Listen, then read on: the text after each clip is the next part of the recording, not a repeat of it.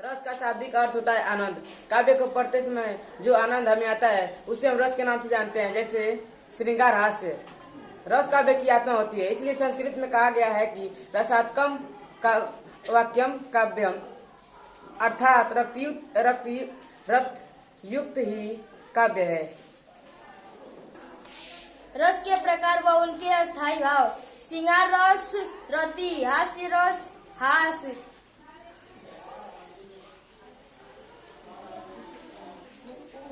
करुण रस शोक, रौद्र रस क्रोध, विभत्स रस भय, अद्भुत रस विस्मय, वीर रस उत्साह, शांत रस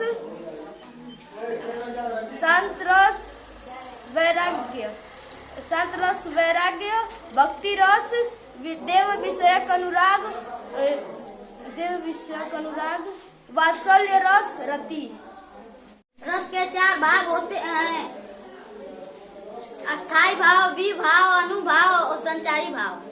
हास्य रस का अस्थायी भाव हास होता है। जब किसी के वेशभूषा, आकार व रंग रूप को देखकर हमें हंसी का भाव उत्पन्न होता है, तब वह हास्य रस होता है। जैसे हाथी जैसी देह, गंडे सी चाल, तरबूजे सी खोपड़ी, खरबूजे सी गाल।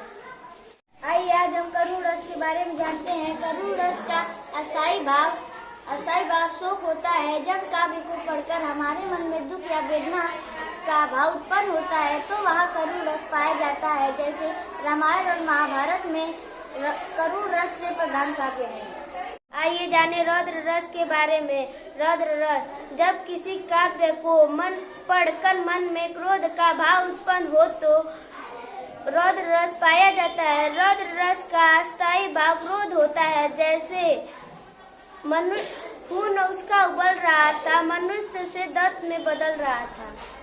विभत्स रस का अस्थायी भाव भय होता है। जब किसी काव्य को पढ़कर या सुनकर मन में भय का भाव उत्पन्न होता है तो वहाँ विभत्स रस पाया जाता है। जैसे महाभारत के युद्ध में भीम ने दुशासन का पेट फाड़कर अतुलिया बाहर निकाल दिया।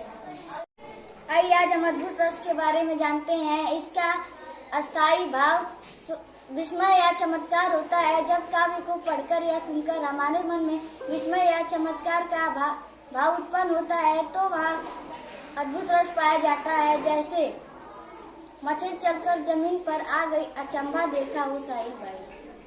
काव्य को पढ़ने या सुनने में जो उत्साह उत्पन्न होती है तो उसे हम भी रस कहते हैं। जैसे खूब लड़ी मर्दानी हो तो झांसी वाली रानी थी। शांत रस, जब किसी व्यक्ति के ज्ञान प्राप्त होने या बैरागी होने का पता काव्य द्वारा होता है तो उसे हम शांत रस कहते हैं। इसका अस्थायी भाव वैराग्य है। जैसे बुरा जो देखर में चला, बुरा न मिलिया कोई, जो दिल खोजा आपनो, मुझसे बुरा न कोई। भक्ति रस, जब काव्य को पढ़ने या सुनने में भगवान के प्रेम का वर्णन हो तो वहाँ भक्ति रस होता है। इसका स्थायी भाव देव विषयक अनुराग होता है। जैसे भजन कहो ताते भजियो न एक बार, दूरी भजन जाते कहो सोते भजियो गंवार। वात्सल्य रस, जब काव्य में माता पिता व उनके संतान के बीच में प्रेम का भाव उत्पन्न होता है तो वहाँ वात्सल्य रस पाया जाता है। इसका स्थायी भाग रति होता है। जैसे ठुमक चलत रामचंद्र बायत पैजनिया। आइए हम श्रृंगार रस के बारे में जानते हैं। जब पति पत्नी, प्रेमी प्रेमिका या नायक नायिका के प्रेम का वर्णन होता है तो वहाँ श्रृंगार रस पाया जाता है। जैसे मेरे तो गिरधर गोपाल, दूसरों ना कोई जाके, सिर मोर मुकुट मेरा पति सोई।